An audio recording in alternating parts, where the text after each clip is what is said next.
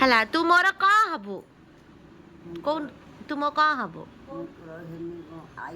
ଆଈ ମୁଁ ତୋତେ କ'ଣ ଡାକେ ମୁଁ ତୋତେ କ'ଣ ମାମା ଡାକେ ଆଉ ତୋ ନାଁ କ'ଣ ତୋତେ କ'ଣ ଡାକନ୍ତି ଆଉ ସବୁ ତୋ ନାଁ କ'ଣ ଆଉ ତୋତେ କିଏ କ'ଣ କ'ଣ ଡାକନ୍ତି ଆଉ ଆଉ ମୋ ଅଜା ତୋତେ କ'ଣ ଡାକନ୍ତି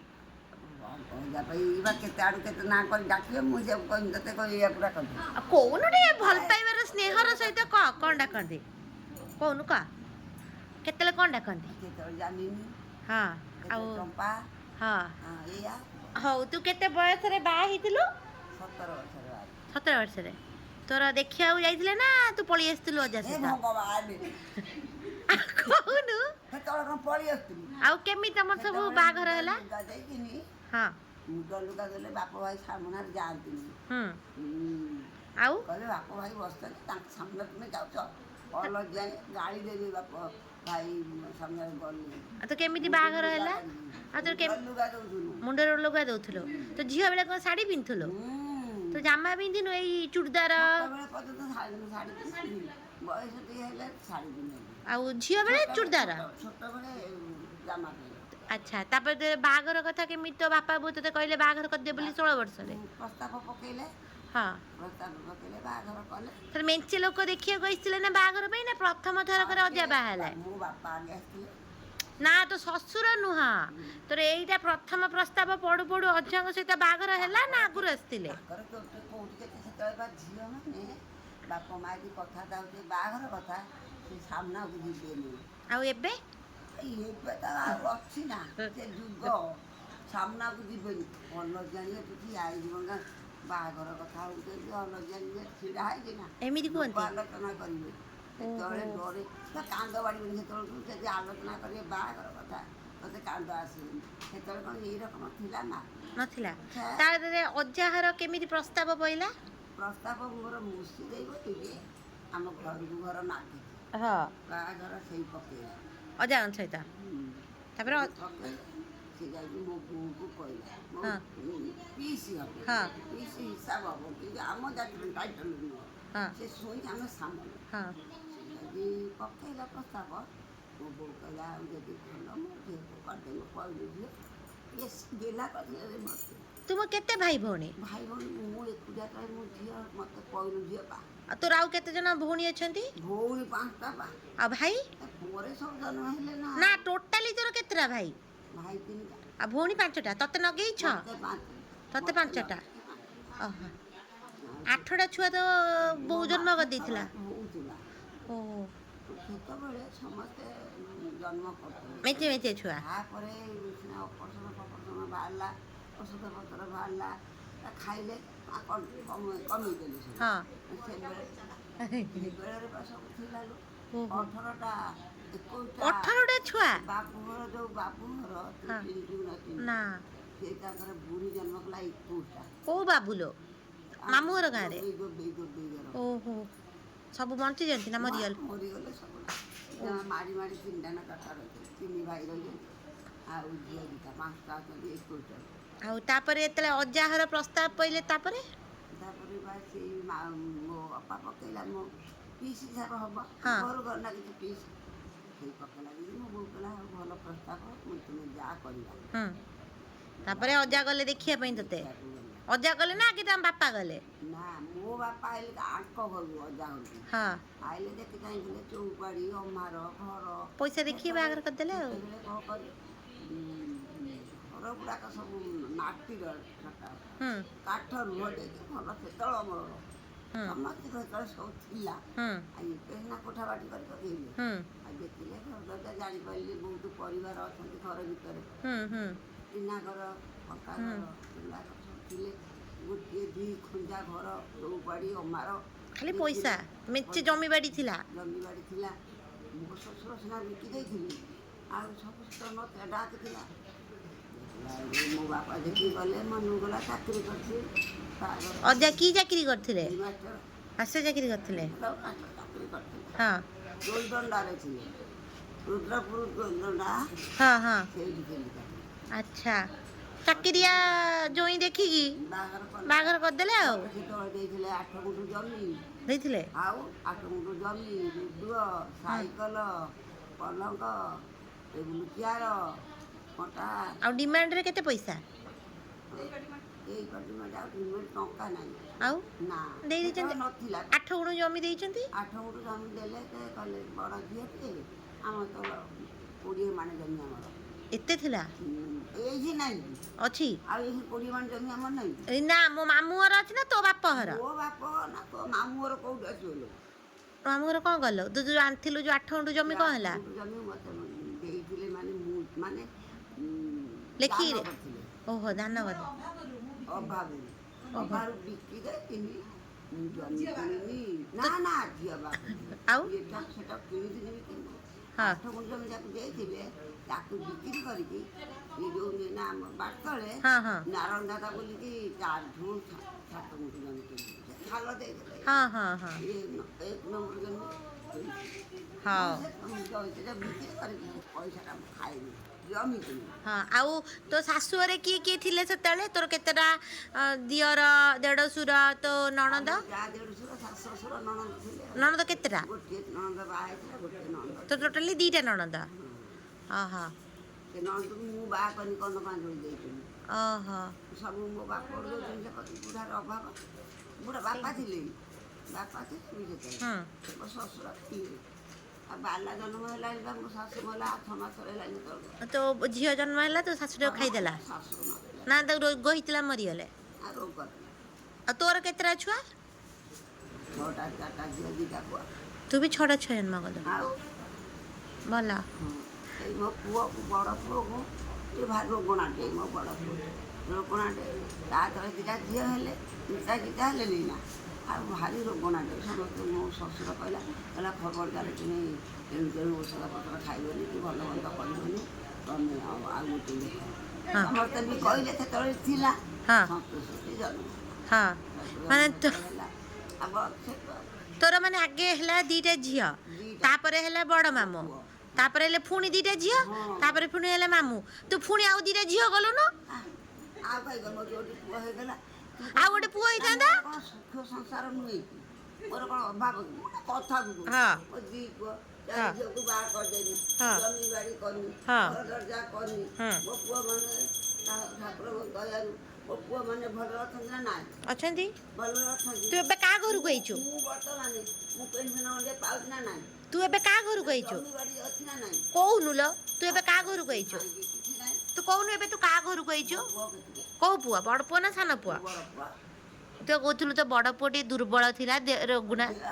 ଭଲ ମନ୍ଦ ଦେଖୁନ ଦିଅ ପା ଭଲ ମନ୍ଦ। ତୁ ତୋ ବଡ଼ ପୁଅ ଖାଇବାକୁ ଦଉନଥିଲୁ କି? ତ ସବୁ ଝିଅମାନଙ୍କୁ ଖାଇବାକୁ ଦେଇ ଦଉଥିଲୁ ବୋଧେ, ତୋ ପୁଅକୁ ଦଉନଥିଲୁ? ଦି ଝିଅରେ ମୋ ପୁଅ ଜନ୍ମ ଅଛି। ଗାଈ ସାଙ୍ଗେ ସାଙ୍ଗେ ତ ଅଜା କିଣି ଆଣିଲେ ମୋ ସଟପୁରୁ ପାଳୁଅ ଖୋଇ ଖୋଇକି ମୋ ପୁଅକୁ ଇଏ କଲେ। ମୁଁ ଏଇଠି ଅପେକ୍ଷା କରିଥିଲି ମାଇଁ, ସେ ପାଳୁଅ କଥା। କ୍ଷୀର ପିଇଥିଲି ମୋ ବାବୁକୁ।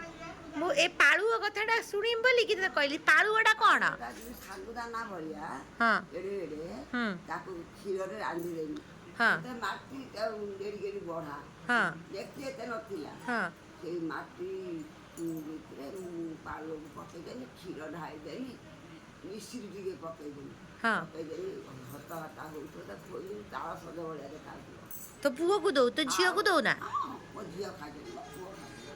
ଆଉ ମତେ ତ ଅଜା ଚାକିରି କରିଥିଲେ, ତା ଭିତରେ ମୋର କିଏ ବା ଘଷାମୋଡ଼ ଆଗରୁ ସବୁ ଛୁଆ ଖାଆନ୍ତି। ହୁଁ ଘଷାମୋଡ଼ କିଏ ଘୋରି ଘାରିକି ଦେବ? ହୁଁ ହୁଁ ମୋର ୟାକୁ ଅଜା କହିଲେ ମୋ ଛୁଆ ଅଜା ସିନା ପଇସା ପତ୍ରରେ କୁଟୁକାନ୍ତି, ତା ଛୁଆକୁ ତ ଭଲ ପାଆନ୍ତି ନା। ଆଉ ଗୋଟେ ଭଲ ପାଆନ୍ତି, ବାବୁ ଭଲ ପାଆନ୍ତି, ବାଲେ ପଚାରୁ, ମୋ ଝିଅକୁ ପଚାରୁ। ଏଇ ତୋ ଝିଅ ମାଆକୁ ଆଗରୁ ଭଲ ପାଆନ୍ତିନି ନା। ମା ଆଉ ଆଇଲୁ ତୋ ମା ପାଖକୁ ଟିକେ ବ୍ରସ୍ କରିକି। ଖାଇବା ଦୁର୍ବଳ କରିଥିଲି ମୋ ଛୁଆଙ୍କୁ। ହଉ ତୁ ଆଉ ଗୋଟେ କଥା କହ। ହଉ ଏଟା ତ ହେଲା ତୋ ଝିଅର କଥା, ତୋ ଛୁଆ ଜନ୍ମ ହେଇଗଲେ। ଯେତେବେଳେ ତୋ ଶ୍ୱଶୁର ଯାଇଥିଲେ ତୋତେ ଦେଖିବା ପାଇଁ, ତାପରେ ଅଜାଙ୍କୁ ତୁ ଦେଖିଥିଲୁ ନା ଦେଖିନଥିଲୁ? ମୁଁ ଦେଖିଲି। ଅଜା କିନ୍ତୁ ତତେ ଦେଖିଥିଲେ? ହଁ। କେମିତି ଦେଖିଲେ? ଆଉ ସେ ଯାତ୍ରାରେ ଦେଖିଥିଲେ। ତୁ ଯାଇଥିଲୁ ଯାତ୍ରାରେ? ଯାତ୍ରା ଆମ ଭୁବନେଶ୍ୱର ଯାତ୍ରାଟା ଆମ ଘର ପାଖରେ। ହଁ ମୁଁ ଯାଇନି ନା। ତୁ ଯାଉ ସିଏ କେମିତି? ସିଆକୁ ଚର ରହିଲା କିଏ ମୋ ମୁସି ଦେଇଛି। ହଁ ଝିଅଟା ସେଟା ତ ଢେସିଆର କ'ଣ ନଥିଲା। ଓହୋ ଗୁପ୍ତରେ ଯାଇଥିଲା। ଗୁପ୍ତରେ ତ ଅଜା ଯାଇଥିଲେ। ଲୁଚିକି ଦେଖିଦେଇକି ପଳେଇ ଆଇଲେ, ମୁଁ କାହାକୁ ବାହା ହେମି। ଆଉ ମୁଁ କ'ଣ ତାକୁ ଦେଖିଥିଲି? ମୁଁ କାହିଁ ଦେଖିବାକୁ ଯିବି? ତୁ ତୁମ କ'ଣ ସେତେବେଳେ ଦେଖୁନଥିଲ? ଦେଖା ଦେଖି ହେଲେ ଯେ ବୋଉ ଦେଖିବାକୁ ଗଲେ ଶ୍ୱଶୁର ମାନେ। ହଁ ନା ତୁ ଦେଖିନଥିଲୁ ମୋ ଅଜାଙ୍କୁ? ନା ଆଉ ମୋ ଯଦି ଅଜା କାଳିଆଟେ ହେଇଥାନ୍ତେ, ଯାହାହେଲେ ତୁ ବାଧ୍ୟ ବାହାବୁ, ଯଦି କେମ୍ପା ହେଇଥାନ୍ତେ, ଯାହାହେଲେ ତୁ ବାଧ୍ୟ ହବୁ। ଅନ୍ଧ ହେଇଥିଲେ ମୁଁ ସେତେବେଳେ ତା ଉତ୍ତର କହିପାରିବୁନି ଯେ ମୁଁ ବାହାଘର ହେବିନି ବୋଲି। ଘରେ ଯାହା କହିବେ ସେ ଏଇଠି ସମସ୍ତେ ଚାହୁଁଛନ୍ତି ମୋ ମନ ଯାହା ହବ ମୁଁ କରିବି। ସେତେବେଳେ ସେ ନଥିଲା, ଆଳୁ ନଥିଲା। ଆଚ୍ଛା ମତେ ଆଉ ଗୋଟେ କଥା କହ। ସେ ପ୍ରସ୍ତାବ ପକଉଥିଲେ, ଭଦ୍ରଲୋକ ଯାଉଥିଲେ, ପ୍ରସ୍ତାବ ପକଉଥିଲେ, ହଁ ଶ୍ୱଶୁର ମାନେ ପରିବାର ଯାଇକି ଦେଖୁଥିଲେ, ବୋହୂ ଦେଖୁଥିଲେ। ହଁ ହଁ ତାଙ୍କ ମନକୁ ଗଲେ ବୋହୂ କରୁଥିଲେ, ଜାତି ଗୋଷ୍ଠୀ ଦେଖୁଥିଲେ। ଆଚ୍ଛା ଜାତିରେ ନ ବାହା ହେଇଥାନ୍ତ? ଜାତିରେ ଯଦି ନ ବାହା ହେଇଥାନ୍ତ, ଗୋଟେ ଛୋଟ ଜାତିରେ ବାହା ହେଇଥାନ୍ତୁ। ନା ସେତେବେଳେ ମୋ ଅଜା ମାରିପକେଇଲେ ମୋ ତ ବାପା ଜାତିରେ କରିବ। ସେତେବେଳେ ଜାତି ମାନୁଥିଲେ। ତୁ ମାମୁଁ ଘର କୋଉଠି? ପ୍ରଭୁ ନାରାୟଣ। ଇଏ କିଏ? ଇଏ କିଏ? ଏବେ ଯେ ଜୁଆର ହେଲେ ସିଏ କିଏ? ଏବେ ଯେ ଜୁଆର ହେଲେ ସିଏ କିଏ? ତ ବଡ଼ ବୋଉ। ତୁ ତ ବଡ଼ ବୋଉକୁ ଭଲ ପାଉ ନା ଭଲ ପାଉନା? ମୋ ଜୀବନରେ ମୁଁ ଭଲ ପାଏ। ତ ବଡ଼ ଆଜି ନୁହେଁ ତ ବେଳୁରୁ ତ ଆଇଲା କାଳରୁ ମୁଁ ଭଲ ପାଉ। ଅନ୍ତରରେ ନୁହେଁ। ତ ବଡ଼ ବୋଉକୁ ବେଶୀ ଭଲ ପାଉନା? ଭଲ ପାଏନି। ଶୁଣୁନୁ ଲୋ, ତ ବଡ଼ ବୋଉକୁ ବେଶୀ ଭଲ ପାଉନା ତ ବଡ଼ ପୁଅକୁ ଭଲ ପାଉ? ବଡ଼ ବୋଉକୁ ଭଲ ପାଏ। ବଡ଼ ବେଶୀ କାହାକୁ ଭଲ ପାଉ? ତ ପୁଅକୁ ନା ବୋଉକୁ? ପୁଅ ଜନ୍ମ କରିଛି, ମୋ ପୁଅ ଭଲ ପାଏ। ଦେଖୁଛୁ ନା ପାତର ଅନ୍ତର ମାଇଁ କରିଦେଲା ପଟ୍ କିଣି। ଆଗେ କହିଲା ମୁଁ ମୋ ବୋଉକୁ ଭଲ ପାଏ। ଯେମିତି ବୋଉକୁ ଭଲ ପାଏ ଯେ ମୁଁ ଜନ୍ମ କରିଛି ମୋ ପୁଅକୁ, ତାକୁ ଆଖିରୁ କେତେ ଲୁହ ଯାଇଛି। ମୋ ପୁଅକୁ ଭଲ ପାଏନି ମୁଁ, କିନ୍ତୁ ସତ ପୁଅକୁ ଭଲ ପାଇଲେ କ'ଣ ମୋ ବଡ଼ ପୁଅକୁ ଭଲ ବେଶୀ। ଦି ଜଣଙ୍କୁ ତୁ ଭଲ ପାଉ ଆଉ। ଆଉ ସେଠୁ ଗୋଟେ କିଏ ଆଉଛି ଦେଖିଲୁ? ଏ ଦେଖ ସେପଟରେ କିଏ ଆସୁଛି ଦେଖିଲୁ? ଇଏ କିଏ ତୋର ହବ? ମୋ ନାତି। ବଡ଼ ନା ସାନ? ବଡ଼ ନାତି। ଏ ବଡ଼ ନାତି। ହଁ। ଆକୁ ଭଲ ପାଉନା? ଆଉ ମୋ ନାତି ଭଲ ପାଇବେନି ନା ଲୋ। ନାତି ଭଲ ପାଉ? ଏ କଥା କହୁଛି। ହଉ ତାପରେ ତୁ ମୁଁ ସେ ସନ୍ତ ପୁଅକୁ ଭଲ ପାଏ ନାହିଁ। ଭଲ ପାଉ? ଆଉ ତୁ ଟିକେ ନାତିକି ବେଶୀ ଭଲ ପାଉ ନାତୁଣୀ ଅପେକ୍ଷା। ହଁ ମୁଁ ନାତି ନାତି ବେଶୀ ଭଲ, ନାତୁଣୀ ନୁହଁ। ଭଲ ପାଏ, କାନାକୁ ଭଲ ପାଏ, ବିବେକୁ ଭଲ ଆଉ ତ ନାତୁଣୀ ମାନଙ୍କୁ ଭଲ ପାଏ ନା। ତମ ସଦା କରେ ନା। ବେଶୀ କାହାକୁ ଭଲ ପାଉ? ଟିକେ ନାତିକି ଆଉ ନାତୁଣୀ ଅପେକ୍ଷା ଆଉ। ନାତି ଭଲ ପାଏ ନା କାହିଁକି? ତୁମେ କ'ଣ ଜାଣିପାରୁନଥିବ ମୋ ମାମା ଭଲ ମୋ ମାମା ତ ଭଲ ପାଏ, ଆମେ ତ କହୁଛୁ, କିନ୍ତୁ ଟିକେ ବେଶୀ ତ ନାତିକି ଆଉ। ନାତୁଣୀକୁ ଭଲ ପାଏ ନା। ମାମା ହେଇକିନି ଆଉ ଅଜା ହେଇକିନି ନାତୁଣୀ ମାନଙ୍କୁ ଭଲ ପାଆନ୍ତି ନା? ଭଲ ପାଆନ୍ତି। ଆଉ ନାତି ହେଲା ଅଲଗା, ନାତୁଣୀ ହେଲା ଅଲଗା।